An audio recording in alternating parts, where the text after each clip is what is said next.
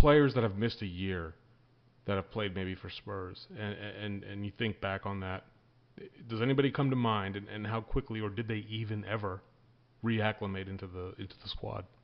It's interesting because I'm looking at the notifications, and obviously Matthew's got a bunch of questions for us, but I'm trying to rack my brains on someone who was out of the side for as long as Lamela has been. And we could arguably go back to his first time out of the team when he was out for a year, and he came back and he did well. Mm-hmm. And obviously he broke down very early in last season, and we keep thinking he's coming back. We thought he might be on the bench for the West Ham game, and we still see him training. But obviously Poch has felt he's not ready. But gosh, I can't think of anyone over my time frame of following Spurs that's been out for that long. It's going to take a while. I mean, look at Danny Rose. We talked about it today, right? He's gradually getting better game by game, but he's getting subbed off because his fitness is not where it was at the height of last season before he got injured, and his touch is still not the same as it was. He hit a couple, 3-4 first touches today. Right. So you have to think that Davis is still the first choice left back, but I think if he gets back into the team, he's going to be coming off the bench for at least a month until he is ready to start and either take Delhi or Son starting position. And it could be early spring before we see Lamela at the best if he doesn't have some kind of breakdown. Yeah, that's true. This is an interesting one. Matt also asks, is our medical staff in complete shambles, or do Spurs just have the worst luck with injuries right now? More than I do at the craps tables. I want to jump on this one a little bit. We've been, up until last year, rather fortunate with injuries. We see a lot of clubs, Arsenal included, that suffer from major injuries, and 6, 7, 8, 9 at a time. Everton comes to mind here lately with some of the injuries that they are sustaining. I think it's a lot to do with how hard we play and what he demands of those players. You're gonna suffer those injuries. I think it's why he demands and is asking for Levy to help him open up the coffers a little bit and expand the squad. Alderweireld going out. This is the third year in a row where Kane has missed time. Second year in a row for Toby. Second year in a row possibly for Winks to be suffering something. These injuries, though, when you look at them, other than Toby's, are impact injuries. We're seeing a toe that's dug into the ground and you get the ankle rolled over, or somebody gets run into and something happens in a tangle of legs, whereas Toby's was a hamstring, and listen, that happens. So, Sam, when I'm going to direct this towards you and deflect towards you, when you start seeing a rash of injuries, do you really start questioning the medical staff, or is it just part of the game? And it's a lot of luck that's involved. Part of the game. I think this is the best medical staff we've ever had. I think in order to really grade this medical staff, I think you have to look at their body of work since Pochettino has been here, and they've done really a remarkable job. They're the most scientific group of guys I think we've had in that role. I think it's part of the game. One of the reasons why you simply have to have a deep squad, especially to be able to compete on all fronts. So no, injuries are just simply part of the game. I mean, it's just, think about the just sheer number of fixtures that teams play. I mean, go look at Liverpool, for example. I mean, all the big clubs are suffering from injuries. Just part of the game. Yeah, I agree. So let's see. Pete Hain is asking, and I'll start with you, Simon, and Tim, you're next. So be ready. What's your favorite David Bowie song? Well, I don't know where this came from. I think because Pete was at an event where a couple of the guys from Spiders from Mars were there. And anyone who knows me and the podcast, and when Bowie passed away last year, it was a very sad day. He's very instrumental in my musical background, and still is. So Ziggy Stardust was very instrumental. I remember my uncle bringing it home, going, "Holy crap, what is this? This is awesome!" And so 70s, 80s Bowie for me was just everyday life. But Moon Age Daydream, or Ziggy Stardust. Teenage Wildlife of Ashes to Ashes, and Heroes. You can't go wrong with Heroes. No, I know can't. that's 3, but that's what I replied to Pete. So, What about you, Tim? You being serious right now? I just want to hear you say He's for the gonna say 5th week in a something row like on a Biggie. question What I has asked you that become I of really this don't care. podcast? oh, just give us an answer, Sam. China Girl. Oh, God. I can't even tell you a single one. I'm going to be honest. But your wife can, so that counts. You're right. Yeah, she probably can. I can't say a single one. I grew up, I listened to that hoodlum rap music. You certainly are a hoodlum. You are a Ken, Hoodlum. Rebel, Moving on. Rebel, right? You said Rebel, Rebel. I did. Rebel, but Ziggy Stardust is my favorite. Yeah. Yeah. That is his. I want to say it's his best album, and he never did anything to replicate that. But it's one of the best albums ever. It is. Hey, I'll tell you one of my favorite albums. Anyway, moving on to Crystal Palace. Ready to Die by the Notorious B.I.G. Oh, Jesus. God, Tim, you're so gangster. It's a great album. No, it's not. It is. It Yes, is. no, it really is. You But we're can here to shut talk your about mouth. Spurs and Crystal Palace. We are. Let's do it. Yeah, if we're not going to be able to talk about Arsenal, or at least you guys try to get me to not talk about Arsenal, we're definitely not talking about the Notorious B.I.G. We're talking about the Woolwich. So, yeah, we are talking about the Woolwich later. 1-0 win over Crystal Palace at Wembley. The lineup came out about an hour before the match, and I think everybody's jaw dropped, and maybe had a couple of accidents on ways to the pub. No Lloris, no Vorm, who pulled up injured, and Gazzaniga so much stated that he actually talked to Michel earlier the day before, and he was not well at all. So he was mentally preparing himself for the possibility, but he did not find out until that morning when he arrived at the ground. Dele Alli also not in the starting lineup, so a very interesting lineup. Did not change the formation. Proud of that. Played 3 at the back as we have been. Timmy, your thoughts on the lineup itself and how things were executed?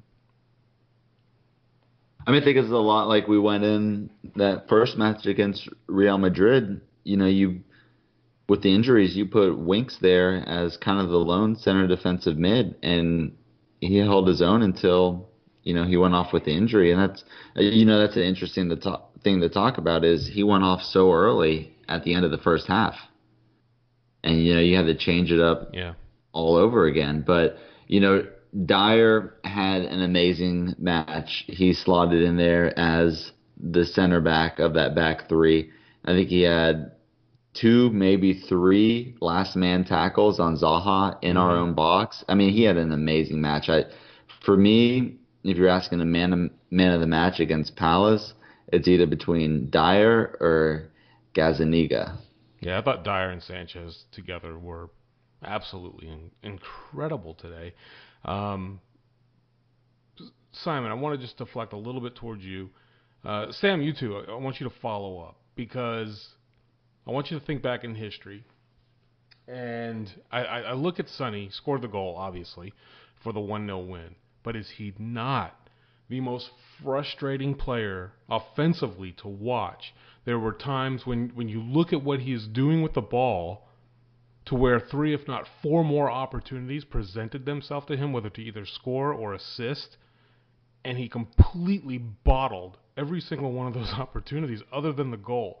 Can you remember back in time, Simon, another player that comes to mind, and for me it's maybe Jermaine Genius, that you will frustrate you for 88 minutes, but may have that one single moment that lets you forgive all of it? Yeah, I don't want to compare him to Genius.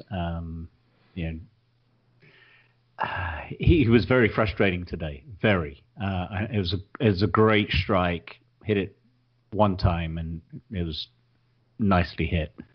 But I'm telling you, that next effort when he was in on goal, he opened his body up and then went near side. And Vertonghen was just pissed off.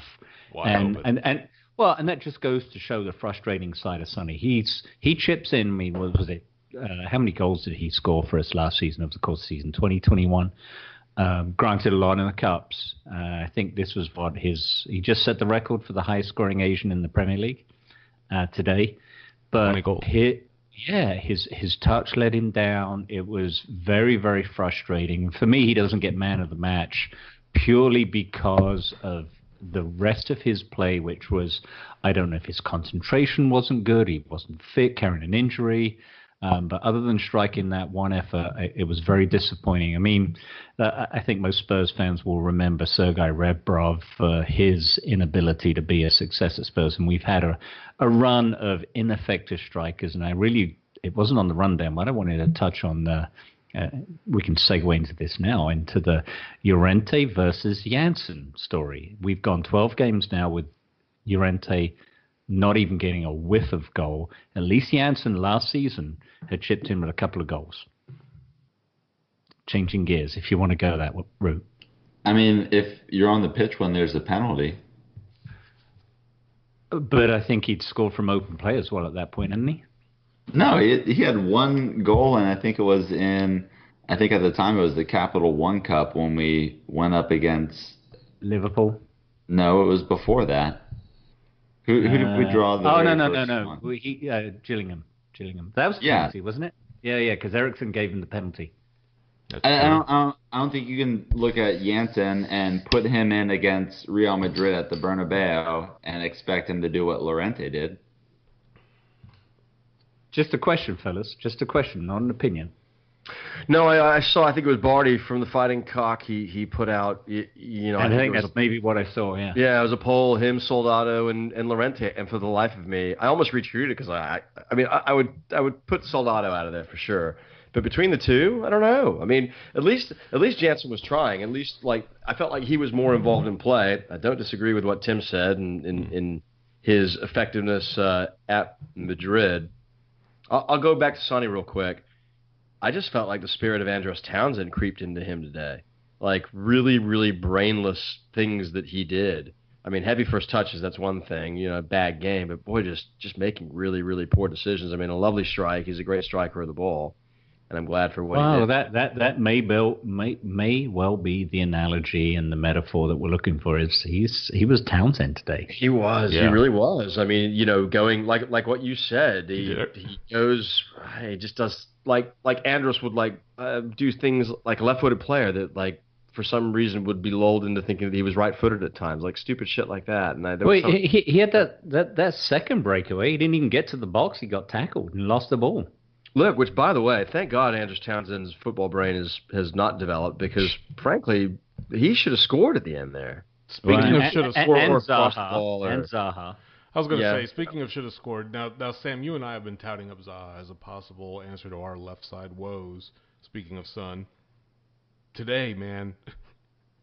By the time the match ended, I think chairs turned to me and said, I think we could get him on a free in the summer if we wanted to. But you know what, though? But he brought the absolute best out of Eric Dyer. He has nothing. He has nothing around. There's a big debate about him today, and I get it. He was ineffective, but he's asked to do too much. I mean, in that system, he's required to be the star. He wouldn't be required to be the star. He'd play a very important role, but I certainly can appreciate what some people say. Well, look, we already have a player like him. We have a player like Sonny.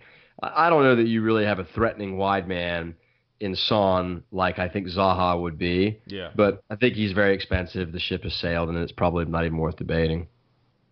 I'd like to have that. I'd like to have a player. I'd like to have a player with his qualities. Look, he comes back and he stole the ball from Sonny today. Yep. He comes back, and people gave him shit for it, but it was 1-on-3. He had nothing. He had nobody with him.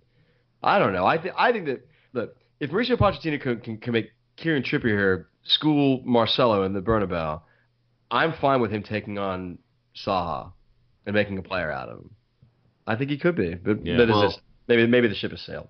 Well, he didn't play Marcelo at the Bernabeu. He played Trippier, did? He outplayed Marcelo. I'm just being a dick. That was Wembley. Yeah, I fucking hate you. Shut up. So Ken. Yes. I think we had some dialogue at the pub about Aurier today. Yeah. Liability or one for the future?